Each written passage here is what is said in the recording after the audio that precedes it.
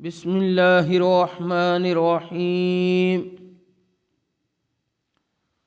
حضرت سیدنا سعد بن ابی وقاص رضی اللہ تعالی عنہ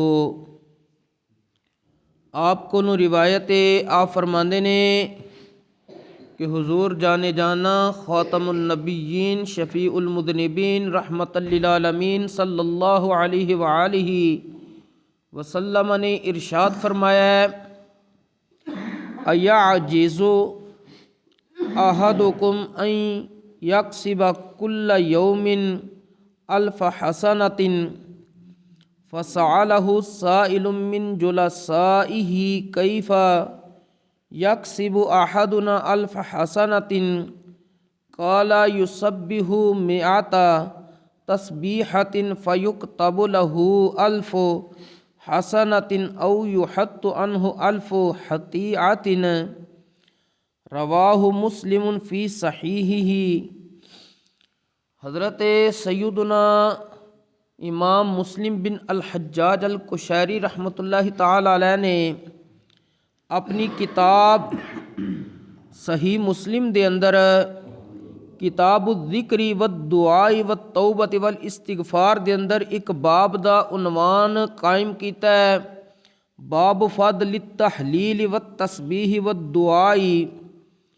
اس دے اندر اپنی سند دے نال حضرت سیدنا سعد بن ابی وقاص رضی اللہ تعالیٰ عنہ کو روایت کردے نے، آپ فرماندے نے کہ حضور جناب احمد مجتبی حضرت محمد مصطفیٰ صلی اللہ علیہ وآلہ وسلم نے ارشاد فرمایا، اَیَعْجِزُ أَحَدُکُمْ أَن یکسب کل یوم الف حسنۃ۔ کیا تواڈے چوں کوئی بندہ اس کام تو بھی عاجز ہے کہ وہ روزانہ 1000 نیکیاں حاصل کرے؟ فَسَأَلَہُ سَائِلٌ مِّن جُلَسَائِهِ۔ نبی کریم علیہ الصلاۃ والسلام کولے جڑے آپ دے صحابہ بیٹھے سن، انہاں وچوں ایک پوچھن والے نے پھر پوچھ لیا، کیف یکسب احدنا الف حسنۃ، کہ ساڈے وچوں کوئی بندہ روزانہ آسانی دے نال 1000 نیکیاں کیویں حاصل کر سکدا ہے؟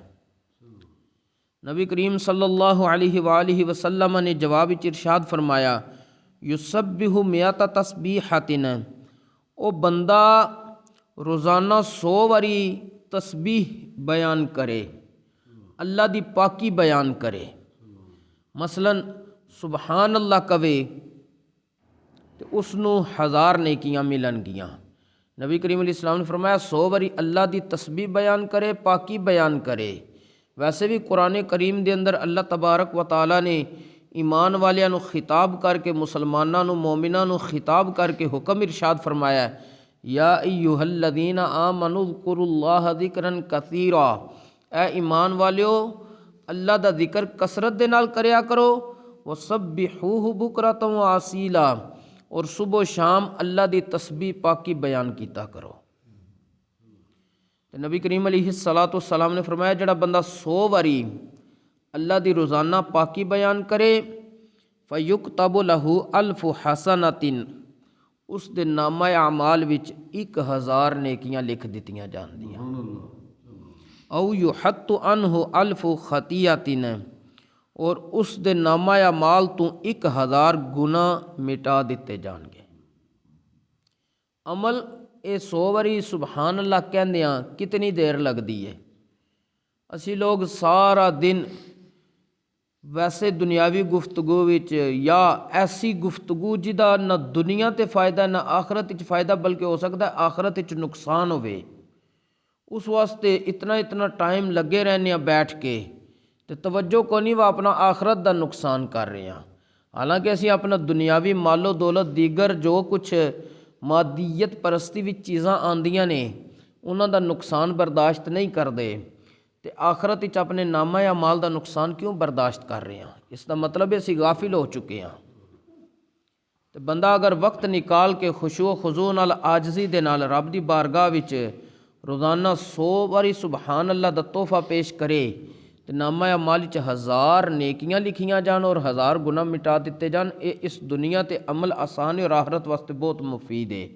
ਇੱਕ ਹੋਰ ਹਦੀਸ ਪਾਕ ਵਿੱਚ ਨਬੀ ਕਰੀਮ ਸੱਲੱਲਾਹੁ ਅਲੈਹਿ ਵਸੱਲਮ ਨੇ ਅੱਲਾ ਦੀ ਤਸਬੀਹ ਬਿਆਨ ਕਰਨ ਦੀ, ਤਸਬੀਹ ਪੜ੍ਹਨ ਦੀ ਫਜ਼ੀਲਤ ਇਸ ਤਰ੍ਹਾਂ ਬਿਆਨ ਫਰਮਾਈ ਹੈ کہ نبی کریم صلی اللہ علیہ وسلم نے ارشاد فرمایا، اے سنن ترمذی دے اندر امام محمد بن عیسیٰ بن سورہ الترمذی رحمۃ اللہ تعالی علیہ نے حدیث پاک روایت کیتی ہے کہ جس مسلمان نے سبحان اللہ و بحمدہ اے کلمہ کیا، اللہ تبارک و تعالی اس بندے واسطے جنت وچ ایک درخت اگا دے گا۔ تو ظاہر ہے پھر جہدے واسطے اگایا جانا اس نو او عطا بھی ہوے گا اللہ دے فضل نال۔ تو اس دا نتیجہ کی ہے کہ بندے نو اللہ تبارک و تعالی جنت عطا کرے گا۔ تو بندہ دنیاوی گفتگو تو بہتر ہے نا دو عمل کرے، اللہ دی تسبیح بیان کرے اور نبی کریم صلی اللہ علیہ وسلم دی بارگاہ اقدس وچ درود پاک دا تحفہ پیش کرے۔ درود پاک دا تحفہ پیش کرنا ہے تو دا فائدہ سانو ہی ہے، کیونکہ مختلف احادیث وچ آندا ہے جڑا بندہ درود پاک پڑھدا ہے او دی تنگ دستی دور ہو جاندی ہے۔ جڑا بندہ درود پاک پڑھدا ہے او دے دل نو اطمینان اور سکون نصیب ہوندا ہے۔ جڑا بندہ درود پاک پڑھدا ہے اس نو بیماریاں تو شفا مل جاندی ہے۔ جڑا بندہ درود پاک پڑھدا وے اللہ تبارک و تعالی اس دے درجات بلند فرما دیندا ہے اور اس دے گناہاں نو نامہ اعمال وچوں ختم کر دیندا ہے۔ جڑا بندہ درود پاک پڑھدا ہے، درود پاک پڑھنا صدقہ دے قائم مقام ہے۔ ایک صحابی سانوں عرض کیتی، یا رسول اللہ صلی اللہ علیہ وسلم میرے کولے کوئی چیز نہیں ہوندی جڑی میں کسی نو صدقہ دواں۔ نبی کریم علیہ السلام نے فرمایا تو درود پاک پڑھ لیا کر، تیرے واسطے بھی صدقہ بن جائے گا۔ درود پاک بخشش دا ذریعہ ہے، مغفرت دا ذریعہ وے۔ درود پاک دیاں اتنیاں فضیلتاں نے کہ اسی سوچ نہیں سکتے، تے فائدہ اس دا سارے دا سارا سانوں ہی ہے۔ جس وقت نبی کریم علیہ السلام دی بارگاہ وچ تحفہ پیش کیتا جاندا درود پاک دا، حدیث پاک وچ آندا ہے نبی کریم صلی اللہ علیہ وسلم نے ارشاد فرمایا، اللہ تبارک و تعالی نے میری قبر تے ان اللہ وکلا بقبری ملکن اعطاہ اسماء الخلائق ایک فرشتہ مقرر کر دیتا ہے جس نو اللہ تبارک و تعالی نے تمام مخلوقات دی گفتگو اور کلام سنن دی طاقت عطا کیتی ہے۔ کیتی کنے؟ اللہ تبارک و تعالی نے۔ تو پھر ہوندا کی ہے؟ نبی کریم علیہ السلام نے ارشاد فرمایا، فلا یصلی احد علی الی یوم القیامۃ الا ابلغنی باسمہ واسم ابیہ وقال قد صلی علیک فلان ابن فلان او کما قال۔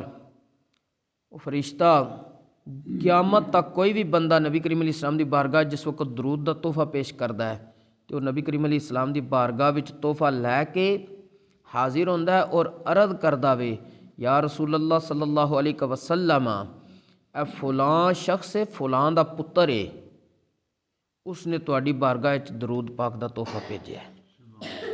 تو علماء فرماندے نے کہ وہ بندہ کتنا خوش نصیب ہے، پڑھدا درود پاک پیا تے او دا بھی ذکر نبی کریم علیہ السلام دی بارگاہ وچ ہو رہا ہے اور اس دے والد دا بھی نال ہو رہا ہے۔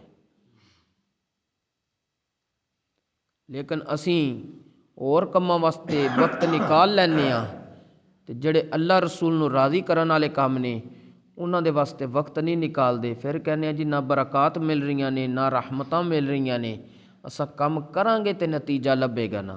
ایک بچہ محنت ہی نہیں کردا اپنی پڑھائی وچوں، کل نو او کہے جی کہ میں پوری کلاس وچوں پہلے نمبر تے آواں، تے اے خام خیالی ہے۔ تے ایک بندہ اس دنیا تے اللہ رسول نو راضی کرن والے کام ہی نہ کرے تے پھر قیامت والے دیہڑے اس دنیا تے بس یہ سوچے جی بخشنا تے رب نے، لیکن اسے رب نے فرمایا ان بطش ربک لشدید، بے شک تواڈے رب دی پکڑ بھی بڑی سخت ہے، اور جبار بھی ہے قہار بھی ہے۔ جتھے وہ رحمان رحیم غفور ہے اتھے جبار اور قہار بھی ہے۔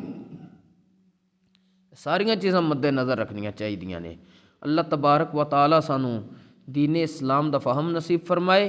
اللہ تبارک و تعالی سانوں اپنی پاکی بیان کرن دی یعنی اللہ تبارک و تعالیٰ دی تسبیح و تحلیل بیان کرن دی بھی توفیق نصیب فرمائے، اور نبی کریم صلی اللہ علیہ وآلہ وسلم دی ذات اقدس تے ذوق شوق محبت دے نال درود پاک پڑھنے دی بھی توفیق نصیب فرمائے، کیونکہ نبی کریم صلی اللہ علیہ وآلہ وسلم نے ارشاد فرمایا سی ان اول الناس بی یوم القیامت اکثرہم علی صلاۃً۔